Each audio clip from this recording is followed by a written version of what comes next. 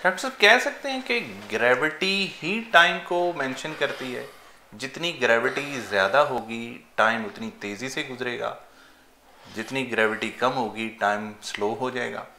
क्योंकि जब इंसान स्पेस में होता है तो उसका टाइम कम गुजर रहा है, ज़मीन पे उसका टाइम ज़्यादा गुजर रहा है। जो साइंटिफिकली है ना, पहले तो वो मतलब वर्ड ग्रेविटी स्पेसिफिकली ज़मीन के साथ रिलेटेड है, तो इसको ज़्यादा जनरलाइज कर लें तो हम ग्रेविटेशनल फील्ड कह लें, ताकि हम किसी भी प्लेनेट पे दुनिया में कहीं भी किसी भी, तो वो ग्रेविटेशनल फील्ड हो जाएगा। आप जब स्पेस में होते हैं, होता यह है कि चीज़ें तब्दील कम हो रही हैं आपके इर्द गिर्द, ना कोई दरख्त बड़ा हो रहा है, ना कोई चीज़ें हैं।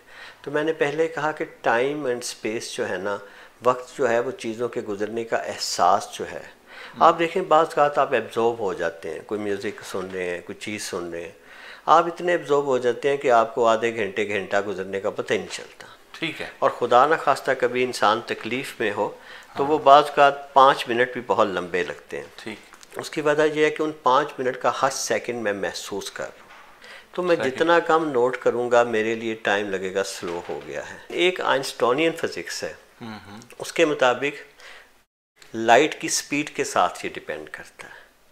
आप अगर तेज़ी के साथ मूव कर रहे हैं तो जब तक आप 94 और 95% ऑफ द लाइट पे नहीं जाते तो इफेक्ट नहीं आते।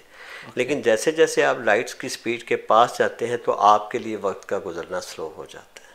और according to Einstein, although it is not possible कि कोई चीज़ लाइट की स्पीड से ट्रैवल करे, लेकिन अगर ऐसा हो तो आपके लिए वक्त रुक जाएगा, आपकी उम्र रुक जाएगी। सही। चाहे वो नीचे कितना भी टाइम पास कर रहा हो। कई लोग समझते हैं कि ये एक तस्वुराती बयान है, कई से हकीकत मानते हैं।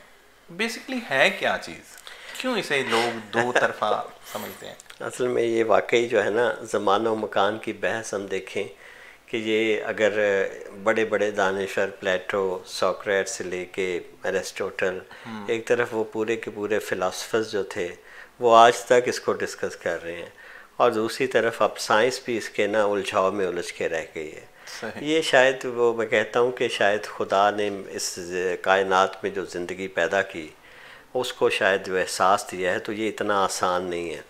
लेकिन आपने कहा कि ये तस्वुराती है या हकीकत है, अच्छा इस पर भी इसी तरह बहस रहती है। बाज़ का लगता है जैसे इकबाल ने भी कहा है कि असल में वक्त एक बिग नाव है।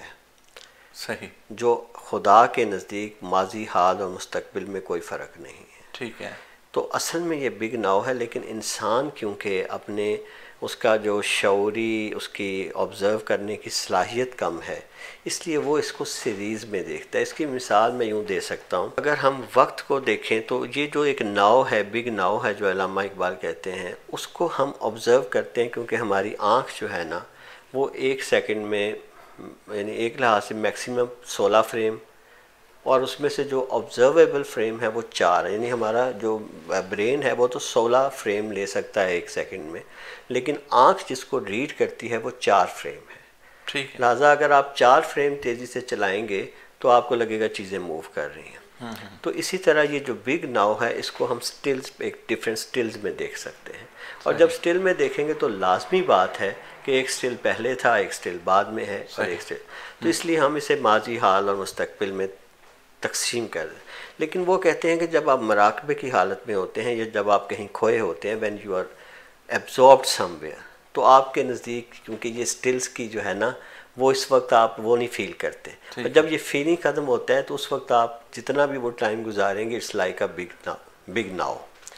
और ये होता है, हम जानते हैं कि अगर हम नमाज में भी मुस्तगरिक हो जाएं और अगर हम किसी चीज़ पे खो जाएं तो वो वक्त हमें एक लम्हा या एक लहजा ही लगता है। कुछ हमारे लिस्पॉन्स्की थे, आई थिंक एक रशियन साइंटिस्ट, उन्होंने बाकायदा कहा कि असल में ये जो 4th डायमेंशन है, जैसे आइंस्टाइन ने भी कहा कि ये 4th डायमेंशन है, अगर हम स्पेस की 3 डायमेंशन रखते हैं, हॉरिजॉन्टल, वर्टिकल एंड डेप्थ, तो ये 4th डायमेंशन है। लेकिन मुसीबत ये है कि जब हम स्पेस अपने इर्द गिर्द देखते हैं इस हमें ये 4th डायमेंशन नहीं नज़र आता। अब हमें इसे विजुअलाइज करना पड़ता है, हमें कॉन्सेप्चुअलाइज करना पड़ता है, और वो आइंस्टाइन के मुताबिक it's a part of space time. अब वो कहते हैं because it doesn't exist we have to conceptualise this, तो वो इसलिए कहते हैं कि शायद ये तस्वुराती है। ठीक है, सही। लेकिन दूसरी तरफ इस साइंस वो ये कहा जाता है कि ये तसव्वुराती इस सेंस में है कि अगर हम इसे परसीव करना चाहें, otherwise it's a part of space time. सो एक लिहाज से कह लें कि ये तसव्वुराती महसूस होती है लेकिन शायद है रियलिटी। डॉक्टर साहब, ये टाइम ट्रैवलिंग का कॉन्सेप्ट भी इसी में आता है? फ़र्ज़ करें जैसे हमने कहा कि सूरज में अचानक कोई ऐसा वाक़या होता है, उसका रंग बदल जाता है, तो वो ज़मीन पे जब मैं मौजूद हूँ तो 8 मिनट 20 सेकंड तक मैं कहूँगा सूरज वैसे का वैसा ही है। लेकिन 8 मिनट 20 सेकंड पे वो वेव्स जब टकरा के मेरे पास पहुँचेंगी तो मैं कहूँगा कि ये नहीं यार, ये तो सूरज का रंग बदल गया। लेकिन जुपिटर वाले को अभी नहीं पता, क्योंकि उस तक पहुंचने के लिए अभी लाइट ने 15 मिनट का और ट्रैवल करना है। सही। अब मेरे उसके लिए जो अभी होना है वाकया वो मेरे लिए हो गया। सही। वो शख्स जिसके लिए अभी सूरज में चेंज नहीं आया, जुपिटर पे खड़ा था, उसके लिए तब्दीली नहीं आई। ठीक है। अब मैं अगर फास्टर देन स्पीड ट्रैवल करके उसके पास जाके कहूँ कि भाई सूरज नीला होने लगा है और थोड़ी देर बाद वो हो जाए तो इट्स वंडरफुल। उस लिहाज से मैंने फ्यूचर में ट्रैवल कर दिया। जो हिग्स बोसोन है ना, इनके मतलब कहा जा रहा है कि हिग्स बोसोन शायद उनका जो है वो इंस्टेंट ऑफ टाइम को उसमें जाके कंट्रोल हो सकता है, लेकिन that is again a possibility. इसका साइंटिफिक रियलिटी से भी ताल्लुक़ नहीं।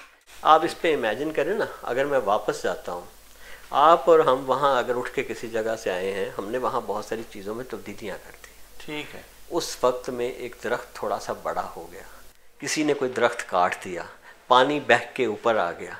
टाइम ट्रैवल का मतलब है ये सारी चीज़ें वापस हो जाएं। Okay. How it is possible, how can I go back आपसे 20 घंटे पहले वाली जगह में जाने के लिए? मुझे सारी यूनिवर्स का सारा निज़ाम पीछे जाएगा। These are all fictions, these are not scientific facts. Doctor साहब, ये जो ज़मानो मकान का लफ्ज़ बोला जाता है, इसमें जिसे टाइम स्पेस कहते हैं, क्या इनको सेपरेटली देखा जा सकता है? मकान को तो हम देखते हैं, हमें टाइलें नज़र आ रही हैं, घर नज़र आ रहा है, ये सारा कुछ मकान को तो है, लेकिन टाइम को हम अलहदा से नहीं देखते। टाइम हम मकान के अंदर तब्दीली से ही महसूस करते हैं। ठीक है। देखिए ना, मिसाल के तौर पे अगर आप कहते हैं मैं टाइम घड़ी से देखता हूँ, तो आप घड़ी से नहीं देख रहे, घड़ी में चलने वाली सुइयाँ अपनी जगह बदल रही हैं। वक्त को महसूस करते हैं। मुझे पता है एक वक्त है जब मैं यहाँ नहीं आया था, एक वक्त है जब मैं, एक ज़्यादा पुराना वक्त है। हम इनको अपने जहन से, ये सारा कुछ रिकॉर्ड मेरा जहन कर रहा है। ओके। अगर मेरा शऊर, मेरी याददाश्त चली जाए तो मेरे लिए तो कोई पुराना वक्त और नया वक्त नहीं है। इन सब चीज़ों के अंदर तब्दीली का एहसास मुझे इससे पता चलता है कि वक्त गुजर गया है या वक्त गुजर रहा है।